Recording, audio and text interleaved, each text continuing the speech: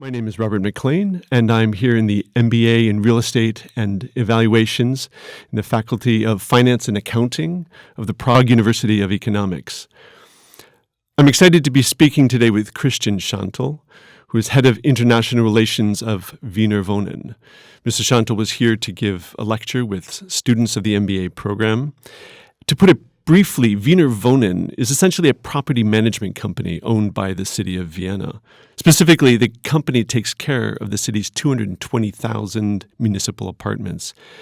Christian, maybe we could begin. I've explained kind of what the company does. What is Wiener Wohnen's mission? Well, it's quite simple. It's our assignment to provide a broad strata of the Viennese population with affordable homes. Not more nor less. Now, I've read that roughly 1/4 of the city's population lives in the apartments. Is that at the present time? Is that right? Yeah, that's true. We have a population of 2 million inhabitants, and about 500,000 live in one of our 220,000 apartments. Okay. And can I ask what your mission is there? I find your position is Head of International Relations. That's an interesting title. Why does Wiener Wohnen need an international relations department? Well, as a matter of fact, the Viennese model of affordable housing is not a matter of course in the European Union, because there's a contradiction into subsidies for a broad strata, also for the middle class, into housing, and of the European competition law. So we have to secure our system for the future, and we have to take care that we can run it constantly also over the next decades. I mean, it's interesting that if 1/4 of all citizens live there, that must make it in some way, it must mean it's completely accepted by the population there. I mentioned that only because here in Prague, when people hear about social housing, it's not exactly a popular title. That has implications, what people think that means. Yes, that's true, and that's the reason why. I mean, social housing and affordable housing is for us, it's quite the same. And that's the reason why in presentations like here in Prague, or in discussions with experts in the United States, for instance, we prefer the term affordable, because we know that social is badly connotated. Okay. Well, maybe we could get into this by asking, what your definition of affordable actually is. I think for every country, everyone has different prices, and that leads to a different ability to buy given their wages. But in the Viennese context, what does affordable mean? Well, affordable means that you do not have to spend more than 1/3 of your family income into your home, and that there's 2/3 are left for other daily needs, for amusement, for traveling, for whatever you like to do, and it's also an investment in other parts of the economy, because the less you have to spend for your home, the more you can spend for amusement, for theater, for culture, or for traveling. Okay, I mean, here in Prague, for example, it takes 14 annual salaries to buy the average flat. How do you measure? Do you have a flat scale for what you mentioned? You mentioned 1/3 of someone's salary. Whose salary are you counting in that case? Well, we are counting the average income of the Viennese population. And what I have to mention is Vienna is a city of tenants. 3/4 of the population live in tenancy. So we are not talking about buying an apartment and the need for that. We are talking about a monthly rent you have to pay.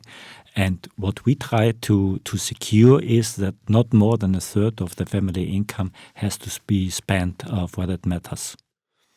And are there criteria for how you are able to get a lease in one of those apartments? Is everyone welcome to live there if they want to? No, for sure you have to fulfill certain criteria to get one of those apartments. For instance, you have to be 18 years old at least. you have to be an Austrian citizen or come from a member state of the European Union, or you are a refugee with a granted asylum. And you also have to live in Vienna for at least 2 years on the actual physical address. And you have to fulfill also the income thresholds criteria. But the income thresholds which are defined are very, very high. So high that 75% to 80% earn less. So it's a thresholds which are fulfilled by a very broad strata of the Viennese population, and that's why it's not only offered to the very poor in our society, but also to the middle class.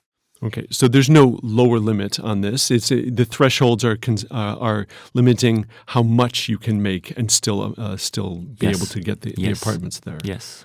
Okay. And with that many people, I assume it's not a controversial topic, or is that not the case? No, it's as a matter of fact, as so many people can apply for an apartment because of their income situation, it's not a discussion at all, because it's an offer to nearly everybody in our city. Mm-hmm. Now, in Prague, anywhere from 2,500 to, say, 5,000 flats are built every year. And that's for a population which is somewhere between 1.3 and 1.5 million. It's estimated here that this is only about half of what's really required. What kind of numbers do you have in Vienna? Is there sufficient supply being built every year to meet the demand? Vienna is one of the fastest growing cities in Europe. So the pressure on the city to provide the population with a sufficient amount of apartments is huge.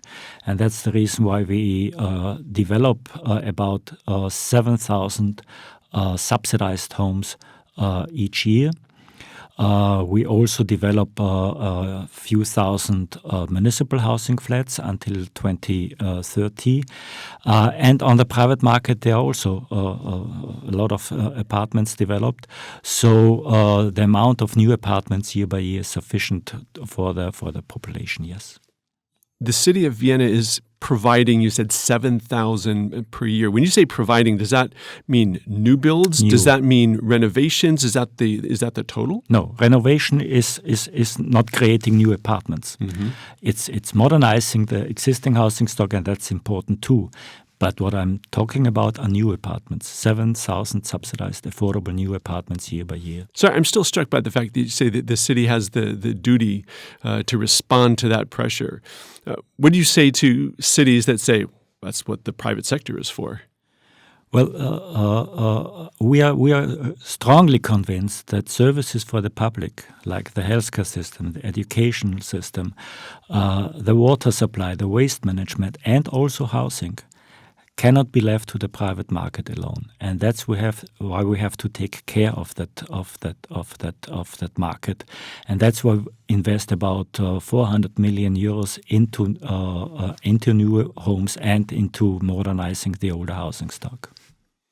How does a public organization decide what the rent is going to be? Is that decided upon by politicians? Is it simply a technical issue? It's a political decision. We have a Tenancy Act, which clearly defines how high the rents may be. And right now, the rents are defined with 6.67 euros per square meter net rent per month. And can you describe, at least briefly, how you arrive at that calculation? What are the parameters that you're considering when that rent is determined? Well, we do not consider anything, because we have to live with a situation which is declared in the Housing Act, mm-hmm. In the Tenancy Act, and that's we have to live with. Does it reflect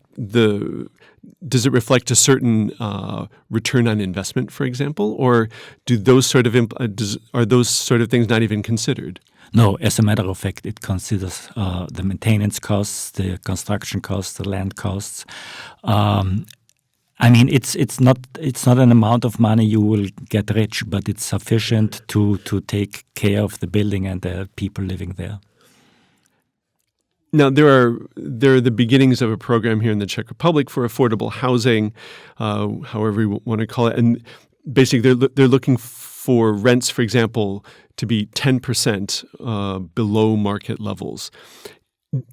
I understand it's a political act, but do you have a gauge for what a comparable flat in a private sector apartment would cost compared to that? And is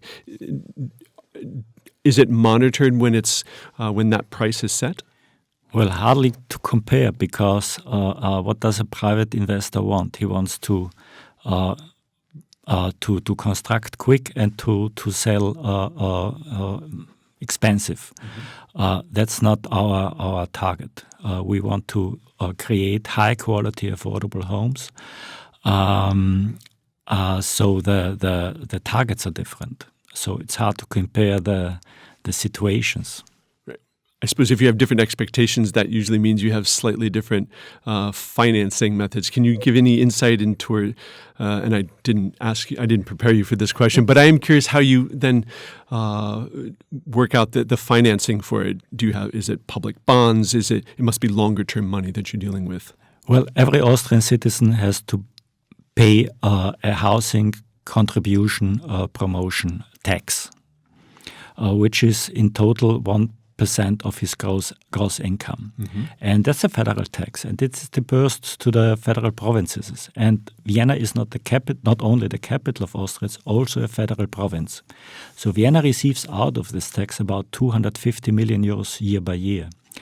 And the investments which are done into the development of new homes, these are not grants. These are cheap loans.